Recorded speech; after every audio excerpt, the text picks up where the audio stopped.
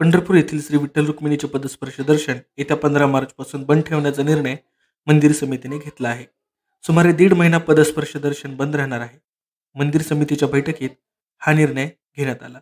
बैठकीनंतर विठ्ठल मंदिर समितीचे अध्यक्ष गहिनीनाथ महाराज औसेकर यांनी या संदर्भात माहिती दिली. मोठ्या संख्येने भाविक भक्त विठ्ठल रुक्मिणीच्या दर्शनासाठी पंढरपूरला येत असतात. विठ्ठल रुक्मिणीचे पदस्पर्श व्हावे अशी भाविकांची इच्छा असते. यासाठी ते तासनतास रांगेत उभा राहतात. सध्या विठ्ठल रुक्मिणी मंदिराचे संवर्धन आणि सुशोभीकरणाचे काम सुरू आहे. याचसाठी राज्य सरकारने 73 कोटी रुपये मंजूर केलेले आहेत. आता देवाच्या गर्भगृहातील काम सुरू करण्यासाठी विठ्ठल रुक्मिणीचे सुमारे 1.5 महिना पदस्पर्श दर्शन बंद ठेवावे लागणार आहे. या संदर्भात आज मंदिर समितीची बैठक झाली आणि त्यामध्ये हा महत्त्वपूर्ण निर्णय घेण्यात आला.